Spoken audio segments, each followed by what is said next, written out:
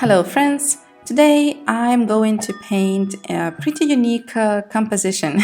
It's going to be a cat with a butterfly that is gently sitting on the tip of the cat's nose.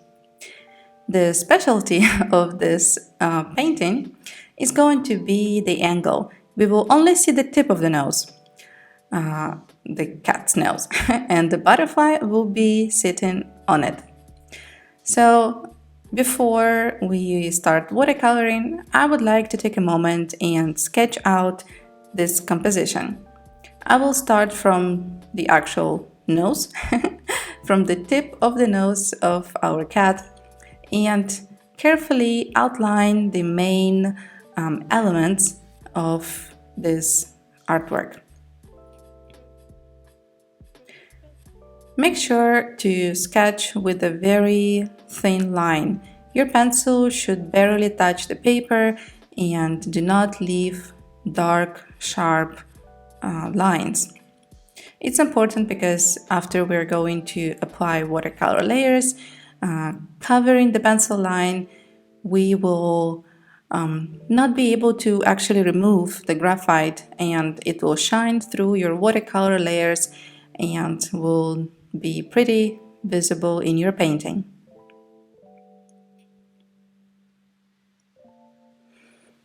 When the cat drawing is done, I will also lightly create the sketch for the butterfly.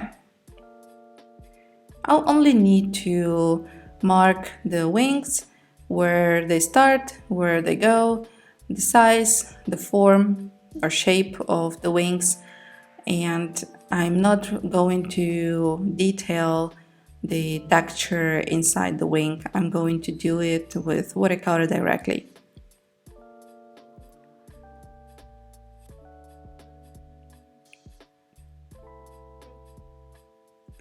I did not really like how the shape turned out, so I decided to correct it a little bit using a kneadable eraser.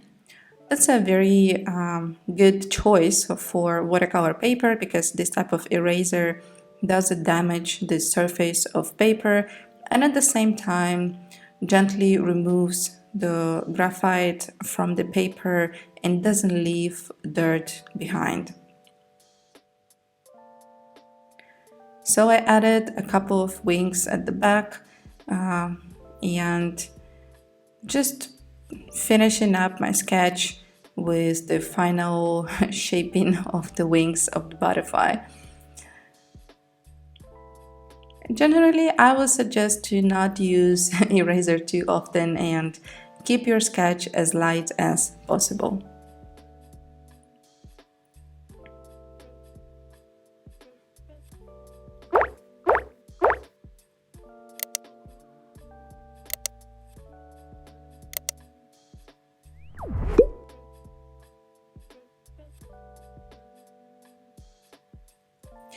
Before I start, I need to quickly go over my sketch with the same kneadable eraser to remove the lines to make sure that they're barely visible.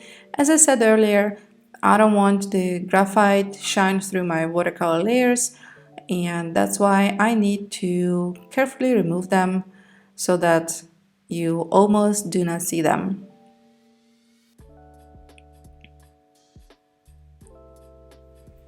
And now it's time to paint.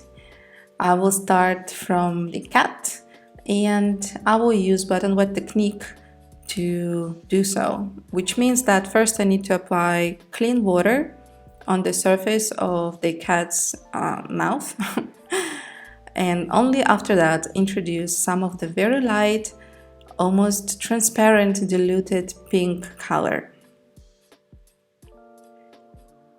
Technically that part is supposed to be white, but because of this interesting angle and the light, we can show a shadow a little bit.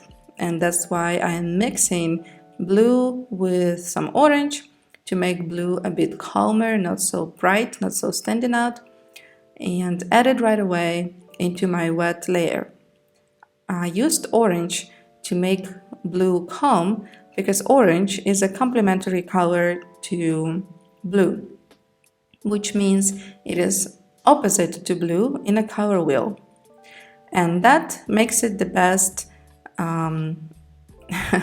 combination of colors in terms of color harmony. They create the biggest contrast. And also, if you add, for example, orange to blue, you will make blue a bit darker and also calmer, not as vibrant. And you can see how it looks on the face of our cat. Right away, I'm moving to painting the tip of the nose and leave the other part to dry. So the bottom of my painting should get a bit drier.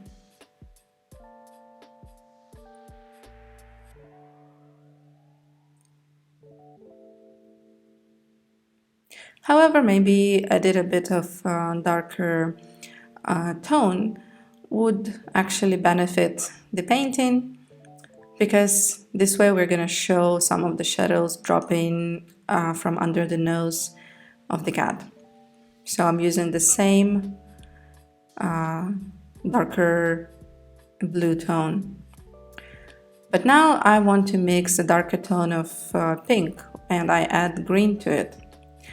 Green is complementary to red, and red is cold in my case, which we call pink, but technically it is still red color, and that's why I add green color to make red a bit darker and also calmer. We're using the same rule I just explained before about color harmony, and using a complementary color I achieved darker tone of pink. That's what I need to show some of the shadows on the tip of the nose and kind of create the texture of this nose.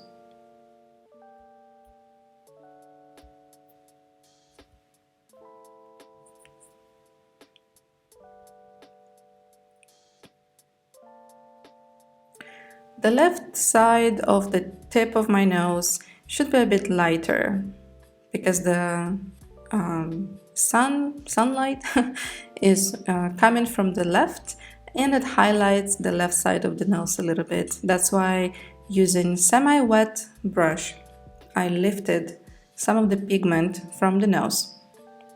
Be careful not to bring too much water with your brush, because water in your brush will dilute the previous layer.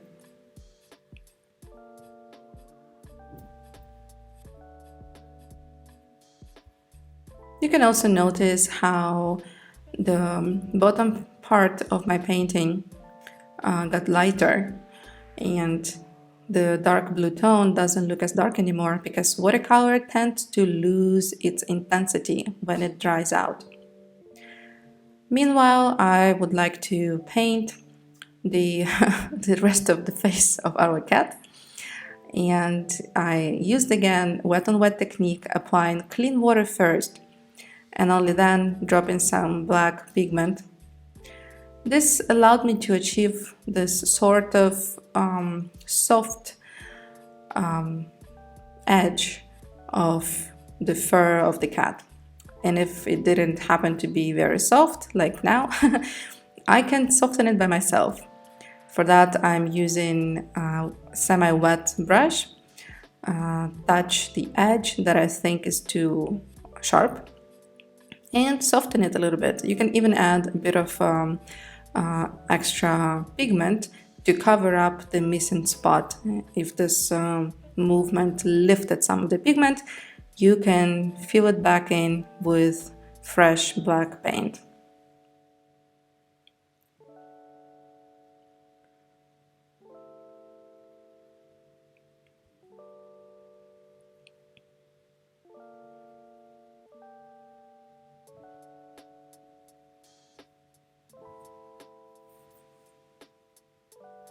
It's a pretty loose and impressionistic approach to painting, so I'm not really bothered with painting this cat face in a hyper-realistic manner.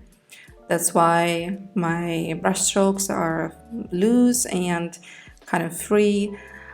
Somewhere you can see a little cauliflower, somewhere the pigment is bleeding, and to me it creates a nice airy feeling of the painting, which watercolor is actually famous for.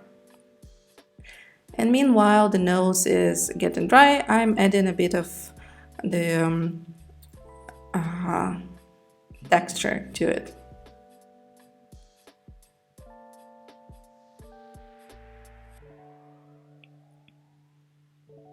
Make sure that your strokes are not too thick. If they are, you can again rinse your brush over the tissue so it's not dripping wet, and then kind of dilute your stroke, make it thinner, or completely remove it. The same you can do with shadows. Like here, I'm applying extra shadow under the nose to make it stand out more, to make it three-dimensional, but my stroke was too sharp. So with the semi-wet brush, I managed to dilute the edge and make it softer.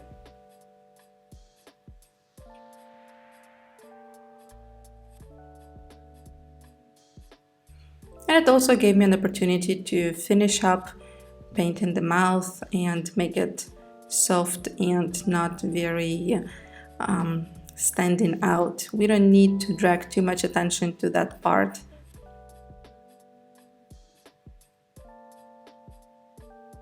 I think really the curious thing about it is the perspective, the angle, and we can focus on detailing the nose, for example, the tip of the nose, but not really stress out over detailing the rest of the cat.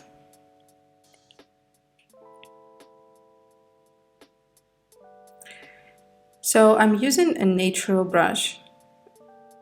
It's a sable and it absorbs much more water than a synthetic brush and releases a lot of water. That's why it's the best for wet and wet technique, which I'm demonstrating now. The wet and wet technique allows me to create nice and soft color transitions. And for the butterfly, I think it's gonna work the best way. So I drop some light blue color. In my case, it's ceruleum. And it's pretty light and watery, diluted with water. And right away I drop another pigment, orange. And because the whole layer is wet, the colors are blending and mixing nicely with each other. And then I can introduce a darker blue, for example, Indantren. Well, Indantren, this is the color I use, but you can use ultramarine or cobalt, and add it at the edges of the wings, allowing colors to blend in, which also will work with the darkest color on my wings, which is black. With the black color, I outline the tips of the wings and little veins in the middle to make sure that they all connect with each other and softly blend in. I don't want to have a sharp black outline of the wing. That's why I add black pigment while all my wing is still wet. Plus, I really like how all these colors are kind of bleeding into each other, creating these very interesting patterns that you can't really achieve by yourself. You can't force it. It just happens naturally. And I'm gonna do the same thing with all the other wings. So first, clean water, and then you want to introduce pigment. The same blue, very watery, very light.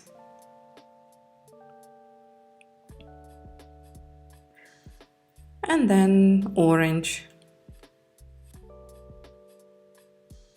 As you can see, I added orange, touching to this blue pigment while blue is still wet, and that's why orange bled into blue, created this interesting transition without sharp edges whatsoever. That's the important part, and that's why watercolor wet and wet technique works the best for this. So the tactics are the same. I'm adding darker blue to create more interesting textures of the wings. And then I will add some of the black on the tip of the wing. Again, I add it now while the wing is wet, so that black bleeds into blue and looks much more harmonious than if I would add it after, when the wing would be dry. Because after, the black would look way too separated from the wing in general. It would look outlined, and it's bleeding in now very nicely, very naturally.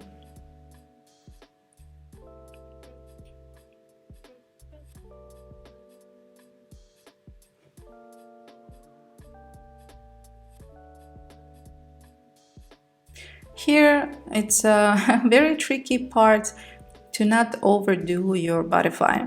Do not add too many strokes, too many lines, too many details. You want to still keep it light. It's a butterfly. It should be transparent. It should be light like air. So make sure that you do not overdo your, especially black pigment. Do not draw too many elements with black color.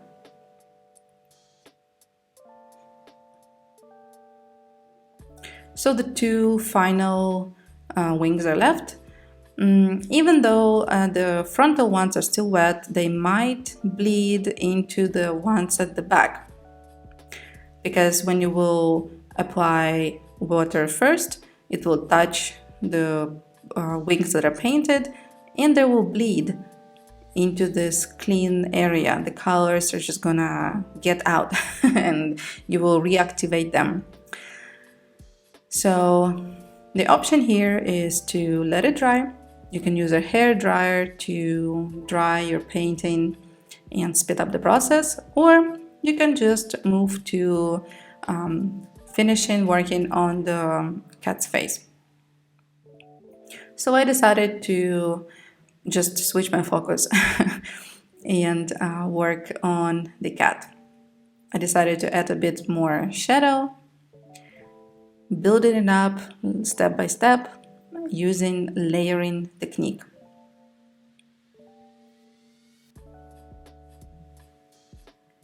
Layering technique basically means that you create one layer of watercolor, let it dry, and then you add another layer of watercolor on top of already existing dry layer, and overlapping those layers create depth.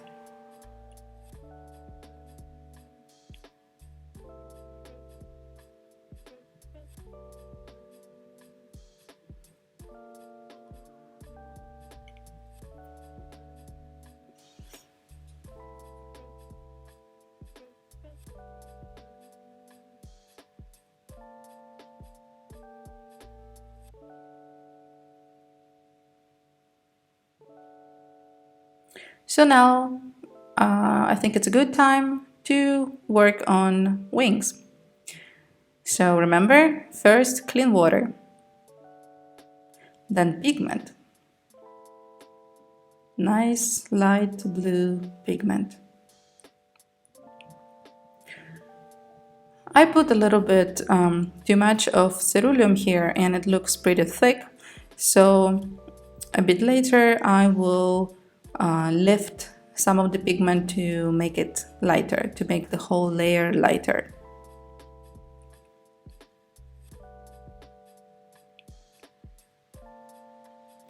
Here you can see that I went all the way close to my already painted wings.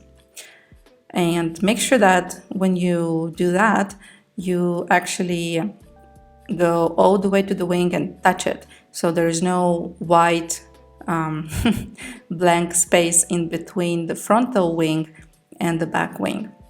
This is a common mistake that beginner artists do. They are worried to go too close to already painted area because they know the colors will bleed.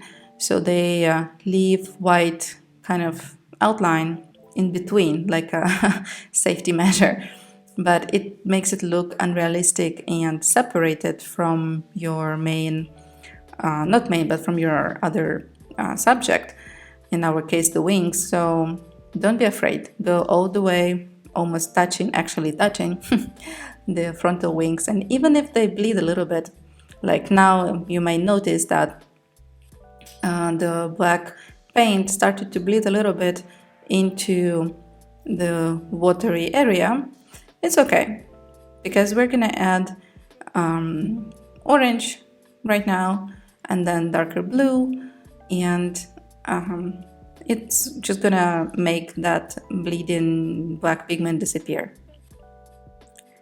It's all gonna work out just fine.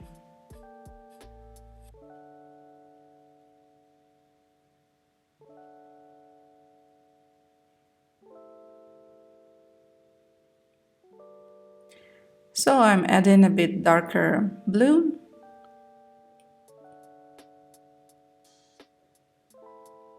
As well, moving my pigment all the way close to the frontal wings.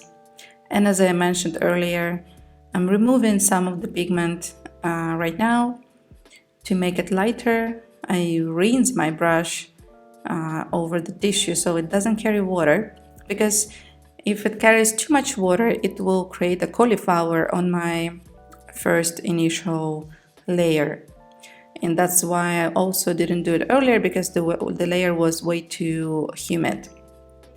Now when it was half dry, it was the good time to kind of pick up some of the excessive paint. It also added extra humidity into my layer, and that's why now my black colors are blending in and creating those cute patterns, intricate patterns I would say, on the wings, and look very pretty for our butterfly.